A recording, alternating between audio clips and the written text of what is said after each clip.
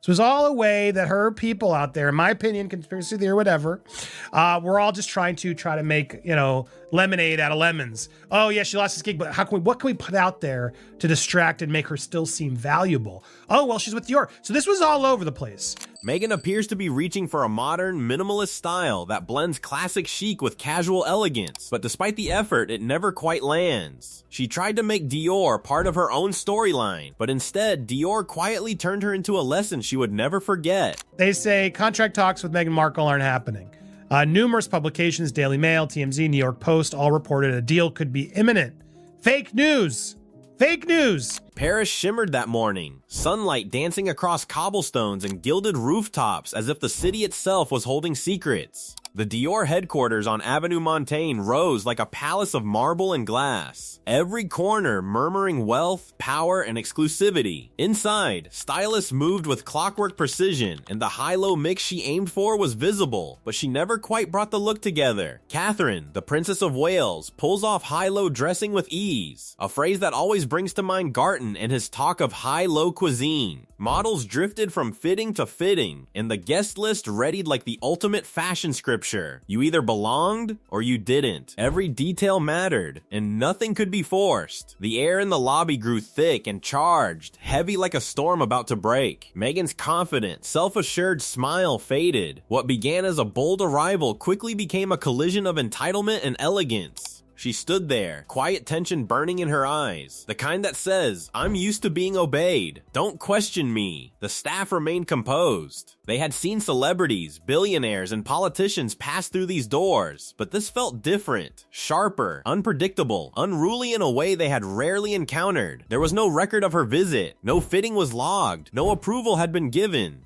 Only a name, one that carried more headlines than true prestige. And in Dior's world, fame doesn't open doors. Behind the counters, assistants typed in panic, scrolling through schedules that did not exist. Upstairs, messages bounced between departments as confusion spread like wildfire. The word traveled fast. Meghan Markle had arrived uninvited, claiming she had a private fitting waiting. When Dior's head of communications finally stepped forward, the air grew heavier, thick like fog. Every movement was calculated, every smile carefully measured, every gesture carried authority. She did not raise her voice. Her presence alone made the room pause. Meghan stiffened as her team shifted nervously, unsure what came next. This was not the grand entrance they had imagined. It was a public reminder. Status means nothing when power is not earned. She tried to push the door open, but Dior quietly proved that not every door moves under pressure. The footage later told the story better than words ever could. Meghan stood with her arms crossed tightly, her expression carved in stone. The staff moved around her like dancers in a tense ballet, each aware they were standing inside the eye of a storm. The communications director remained composed, calmly stating, "No record, no approval, no invitation." Meghan did not flinch. Her silence cut deeper than her stare. In Dior's world, moments like this were rare. The house did not argue, it decided, and it never bent for uninvited celebrities.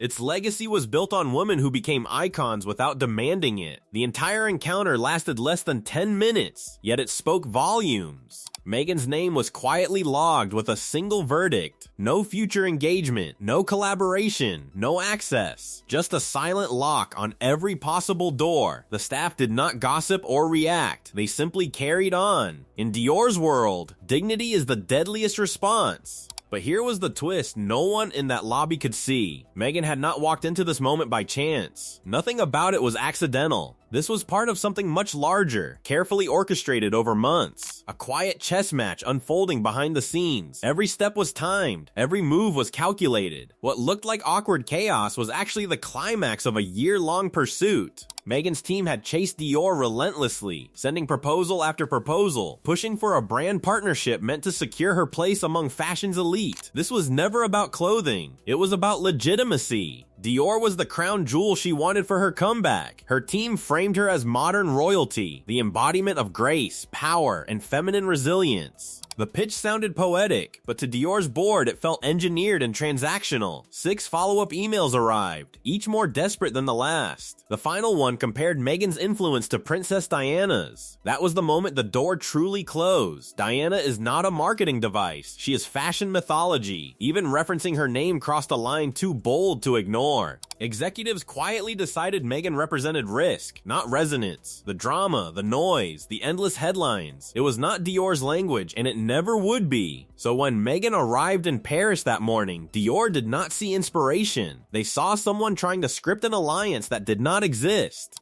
Draped in old Dior, cameras trailing behind, she projected self-importance that did not match her standing, every movement shaped for the lens. Then things shifted from awkward to bizarre. Meghan had not come alone. 2 assistants, a stylist, and a man carrying a full camera rig followed her closely. It felt like production, not privacy. To Dior staff, it seemed less like a fitting and more like a staged performance, breaking every rule of the house. Luxury brands live by one law: no cameras without clearance. Not even world-famous ambassadors film without permission. Yet Meghan arrived with her own camera, as if Dior's headquarters were her personal set, an intrusion dressed as glamour. Staff whispered as she passed.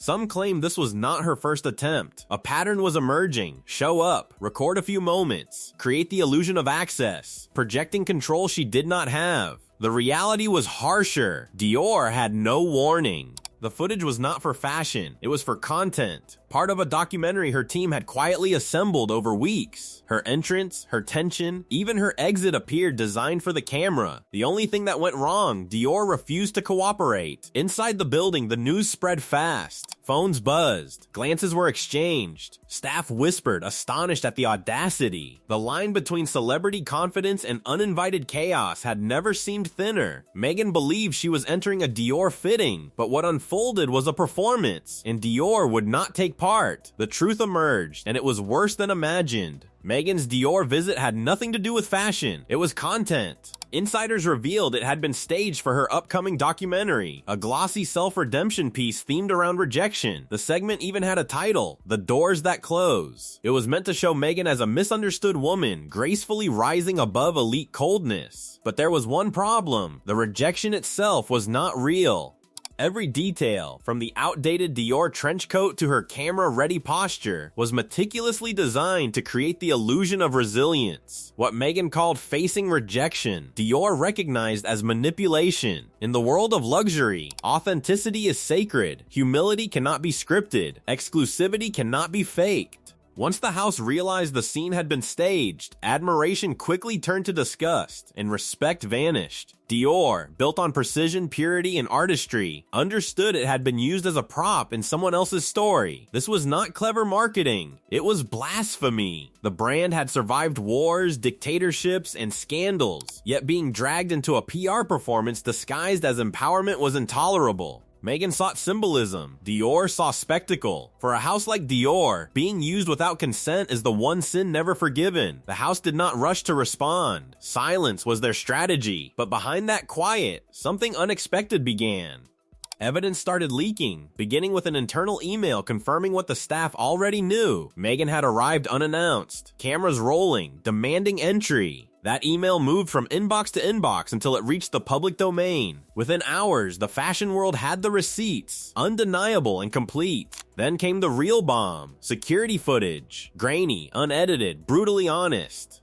3 minutes of reality, Meghan entering the lobby, gesturing to her team, staff double-checking a non-existent booking, then walking out after handing over a confirmation Dior could not verify. No music, no glamour, no filters, just tension captured on tape. The clip first hit French media, then spread like wildfire. Social media erupted, half defended her as bold and misunderstood. The other half saw a stunt gone catastrophically wrong. Dior never commented, denied, or clarified. They let the footage speak. Their silence was not weakness, it was dominance. Within days, calls stopped. Netflix, once invested in Meghan's documentary, went quiet. No termination, just the classic Hollywood freeze-out. Unanswered emails, canceled meetings, vanishing enthusiasm. A quiet but devastating farewell. Luxury brands watching from a distance took notice. Dior's decision set the tone. If the most powerful fashion house in the world wouldn't touch her, why would anyone else? Collaborations evaporated. PR firms lost interest. Stylists refused to lend wardrobe pieces. Even media outlets that once defended her avoided the story. For someone whose empire was built on visibility, invisibility became the harshest punishment. The public grew tired of the performance. The industry grew wary of the risk. Her name became what every brand fears most: unpredictable. It wasn't just Dior shutting doors. It was the entire upper circle of fashion and entertainment. Meghan's attempt to stage grace had backfired spectacularly. By summer's end, her brand wasn't just struggling, it was radioactive. No one wanted to be the next to get burned. The brilliance of Dior's response was its silence. No statements, no PR moves, no subtle digs. They carried on, unaffected, polished as ever, luxury at its finest, silence cutting deeper than any headline. While Meghan's team scrambled, Dior launched new campaigns with Anna Taylor-Joy as Natalie Portman glided through premieres and fresh couture. Social media continued its flawless rhythm, untouched by chaos. New collections, new ambassadors, not a trace of chaos. Dior's silence was so flawless, it became the story itself. Insiders in Paris called it a masterclass in control. Dior didn't simply ignore the scandal, they absorbed it and turned it into proof of untouchable status. By refusing to engage, they reinforced their dominance. The message was clear. Dior doesn't chase clout, it defines it. Every luxury house took note. The episode became a quiet warning. Protect your name, protect your legacy, and never allow yourself to be dragged into performative drama. Meghan had tried to turn Dior into her redemption story. Instead, Dior made her a cautionary tale without lifting a finger. The truth was simple. Meghan staged authenticity, and the world noticed. Her doors closed. What was meant to show perseverance revealed something else entirely. Entitlement disguised as empowerment, dressed in white, creating a spectacle. Dior's refusal to engage wasn't mere silence. It was instruction, a quiet lesson in true influence. It reminded the fashion industry what prestige means. Power that doesn't explain itself, doesn't perform for validation, simply exists. Untouched, unquestioned, impervious to manufactured drama. Meghan had entered Dior hoping for transformation. She walked straight into her own narrative collapse. The brand didn't humiliate her publicly, they ignored her entirely. And in the high-gloss world of fashion, that silence was far worse than rejection. Sharp, deliberate, devastating. Subscribe for more.